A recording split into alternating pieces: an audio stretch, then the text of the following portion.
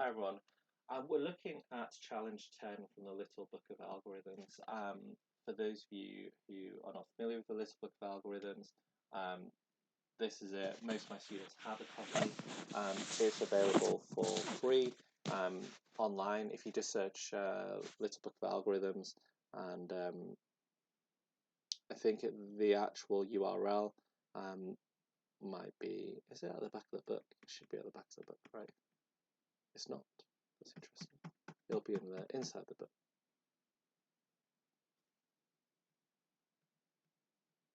He says here. So bit.do / and this is capitals LBOA, and then you'll be able to get a free copy online. You can print it, or you can buy copies on Amazon. And I'd previously done a tutorial on challenge 2, which was to do with file writing. The way that this works is that at the front of the book there are different sections which explain how a technique works. So for example, file writing is on page 16, and then there are challenges which accompany that.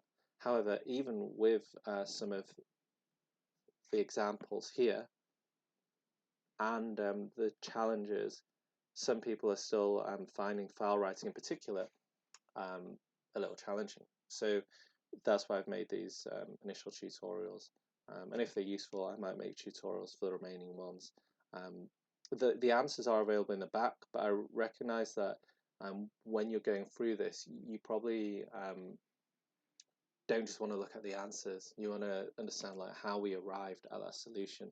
So that's what this tutorial is about. Okay, so we're writing a subprogram. Once again, you realize that this is going to be a function or a procedure which allows a teacher to register a new account.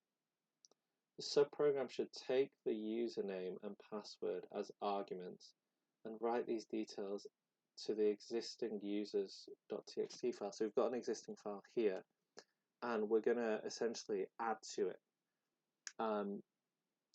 We can assume this subprogram used the generate username function on page 24 for the username, and a password is inputted separately in the main function. So we're assuming that the username was generated automatically using what we'd seen in challenge 2, and the password was done separately anyway. The comments on here explain like what we're doing. So we're defining a function. Usually in your exam it'll say that we need to return it at the end in order for you to know that it's a function. But it says it in the comments. Define a function called new user with 2 parameters, username and password, and we've done that here. Open the file in read mode. So this file here, let's just left align this. I think this isn't going to type correctly otherwise.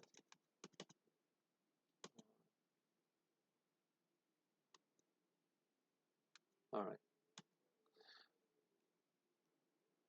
Open the file in read mode. So in order to open a file, we're going to say my file.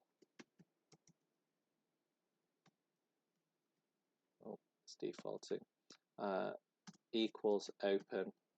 We're going to say what the file name is, so users.txt, and we're opening in read mode. Because the first thing that we need to do, some of you might think, well, why don't we just open a file in append mode, and then we can append to our 2D array. Now, whilst that is semantically what we're trying to do, you cannot append to this 2D list because it's stored as a string.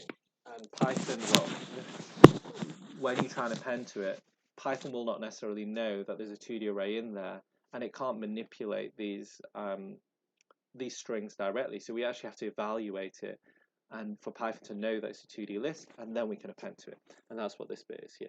So we've got a file, and then we're going to use eval to read in the 2D list. So let's just call it users equals eval. So eval means evaluate whatever is in the file, make sense of what's in the file, and it sees the two. Well, it sees a square brackets, it knows the list, and it's double square brackets, so it's a 2D list. So we're going to eval my file dot read. Yeah. So that reads the whole file, it evaluates it, and that is our 2D array. And then because we've opened a file, then we're going to close it as well. So we can do myFile.close. This is really important, not just in Python, but in your exam. Like, if you don't understand how file writing entirely works, just opening and closing the file will actually get you the marks, some marks as well. It's going to make a new list for the new user. So we're going to say, well, user details, that's our new list, equals nothing, so it's an empty list. And then we're going to append the username to the new list. So this username is going to get appended to here. So user details dot append username in. And then we're also going to append password in. At this point, some of you who may not have watched the first video, not sure why that is, but if you haven't watched the challenge 2 video, you might wonder, well, why is he typing this in and he's not typing it in an IDE? And it's because in your exam, this is designed to be a printed booklet, so you're meant to handwrite the answers.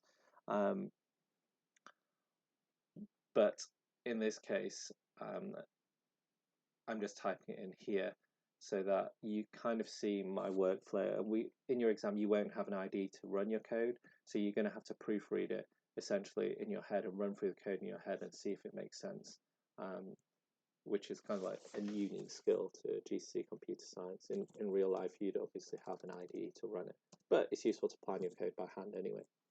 Append this new user list to the existing 2D list that we read in. So we've read this in, this 2D list in, and it's called users, and we're going to append user details to it.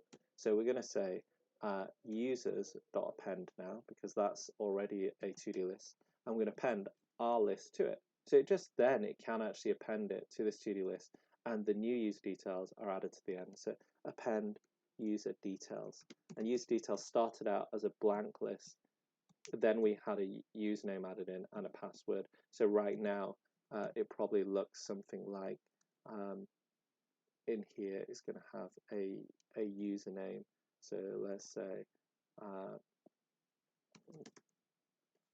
Griffiths B, and the password is just going to be like, I don't know, southeast. So imagine that was the username, that was the password.